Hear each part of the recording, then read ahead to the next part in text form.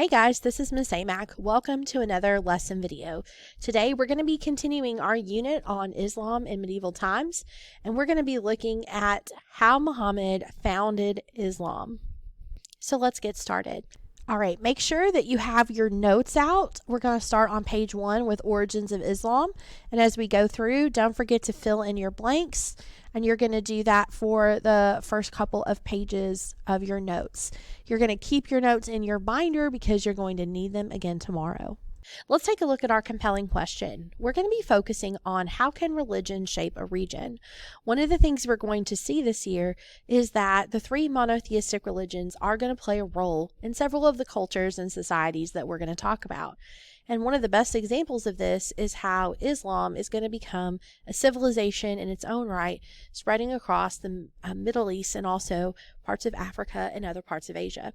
So we're going to go ahead and take a look at how this started to begin with and where this story really comes from. So if we make a little bit of a jump ahead and think about the world today, this is what the Muslim population by country looks like. Now, as we see, anything in this sort of brownish color shows that 70% or more of the population is part of the Islamic faith. So you can see that the same places that we're going to be talking about in this unit, namely the Arabian Peninsula, are still Islamic, just as they were later in the Middle Ages when Islam really takes hold. So how does this happen? Well, it's not something that happens overnight. It's a long process. So let's get to it. So first off, what is Islam? By now you know that Islam is a monotheistic religion. It developed in this region of Arabia during the Middle Ages. And this is the Arabian Peninsula. And this particular region is what we call Arabia.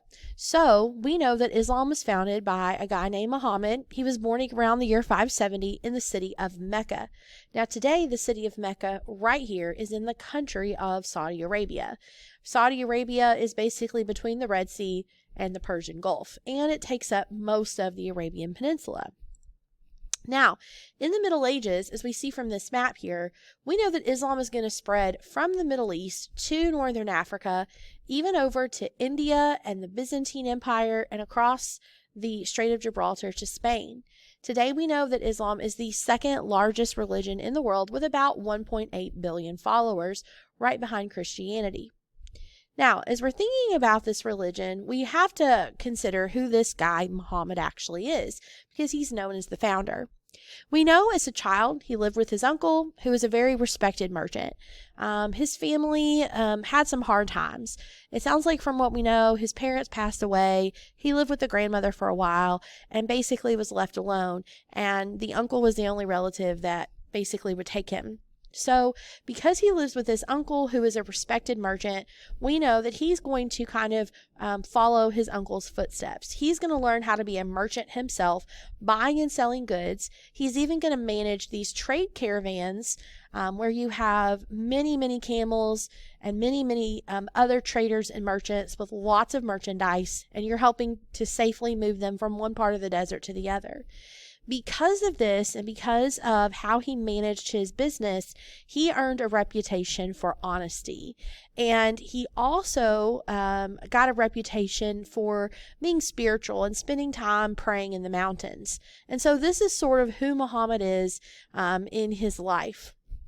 This is another illustration of what a trade caravan would look like. And so Muhammad would probably be this guy right here, kind of leading everyone through and making sure that they get safely from point A to point B. We know that there were, bandits and robbers who would try to attack these caravans because they often had expensive and valuable goods. And so if it's not that, you're also trying to find water in the desert, making sure you're going the right direction, not dying in a sandstorm, and all of the other obstacles that would be in your way. So it was definitely not an easy job. Now, in about the year 610, Islamic tradition teaches that Muhammad believed that the angel Gabriel appeared to him with teachings from God and told him that he was to be God's prophet or messenger. And in Arabic, the word God is Allah. So just like in English, the word God is God, in Arabic, the word is Allah. And basically, he was told, you need to go take this message to the people. Now, we know that this sounds a little bit far-fetched, and I'm sure Muhammad felt that way too, that it sounded a little far-fetched. In fact, according to Islamic tradition, he thought he was losing his mind at first. And it wasn't until his wife was like, hey, I think God chose you, that he sort of was like, well, maybe he has. So according to this tradition, Muhammad says that Gabriel keeps visiting him and bringing him God's message for about the next 20 years. And slowly, Muhammad starts sharing this message with his family and his close friends.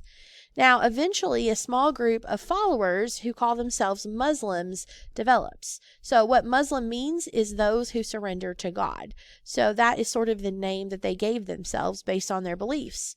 Now, Muhammad could not read, and a lot of his followers could not read either, and so he memorized the messages that he was given. Now, eventually these messages are written down and collected into the Quran, which also can be spelled with a K, which is considered the holy book of Islam.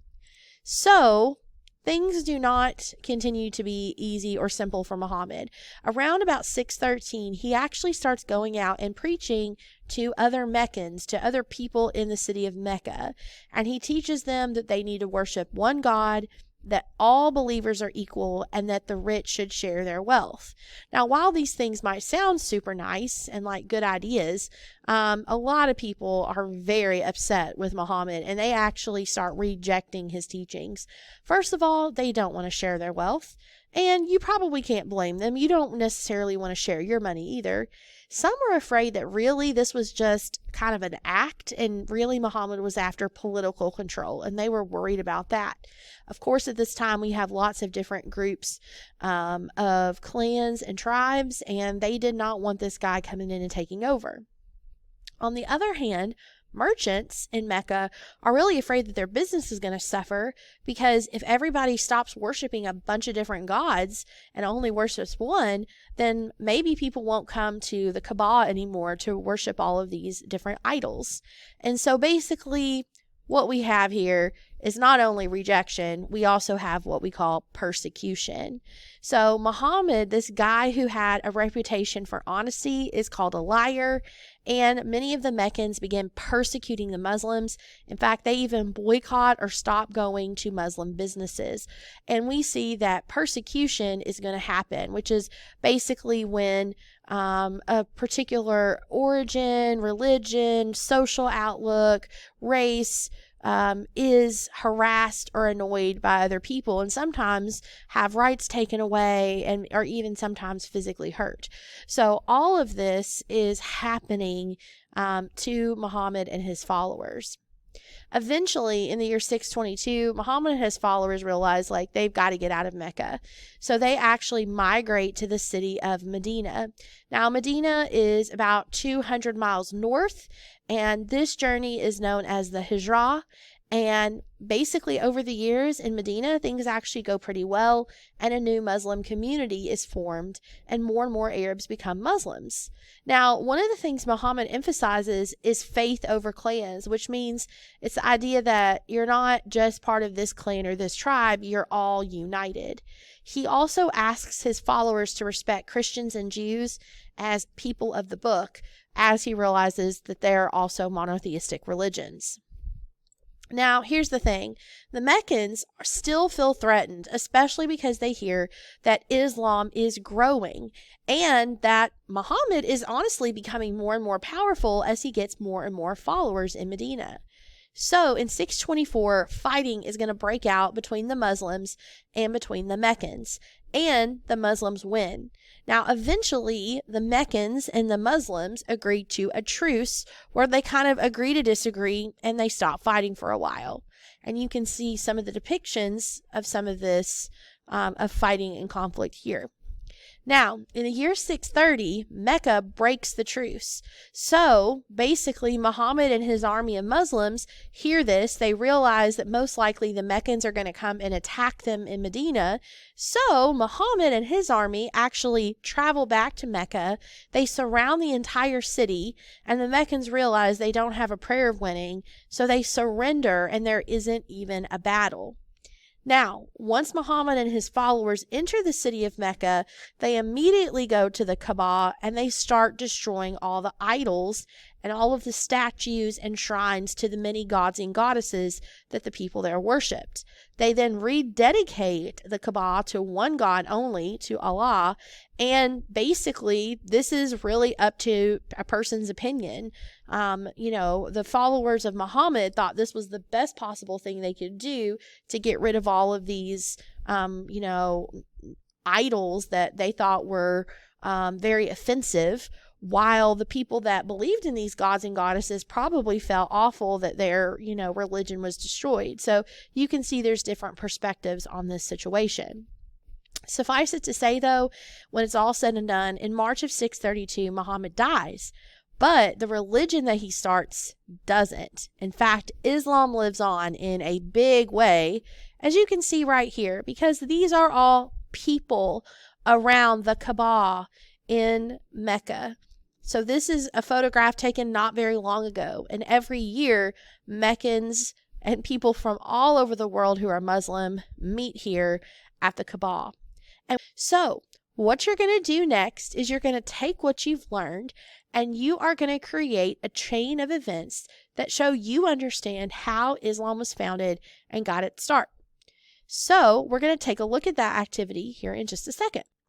All right, this is what your activity looks like. It's a chain of events. Get it? Chain of events. Do you see? Isn't it funny? Basically, you are going to pick out 7 events in Muhammad's life and in the founding of Islam, and you're going to place those events in chronological order. That means whatever you choose up here for event number 1 should happen a lot earlier than your last event, number 7. So they're going in order based on time. It's kind of like a timeline. It's just in the shape of a chain. Inside each of these chains, you're going to create a sketch or a cartoon for at least 3 of these events. And of course, you're going to write and label what they are. So you're going to have the event written inside. And then for 3 of the chains, you're going to create a little sketch or cartoon. When you're finished, you should be able to look at this chain to understand how Islam got started and the role that Muhammad played in this religion. Once you're finished with your chain of events, make sure your name's on it and you're going to turn it into the drawer.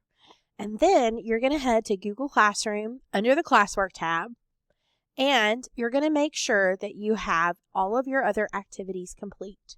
So if you haven't had a chance to finish your mapping activity, finish it and turn it in. You can use the maps here, or you can go grab a textbook. If you haven't had an opportunity to finish your monotheistic religion's graphic organizer, finish it and then use it to help you complete your post-test. Then you can turn both the post-test in and also your graphic organizer. If you're finished with all of that, you can come up and you can play your geography games, or you can do your quizzes vocabulary practice for the new words that we're learning. Make sure you use your time wisely, and please make sure that you have gotten everything caught up.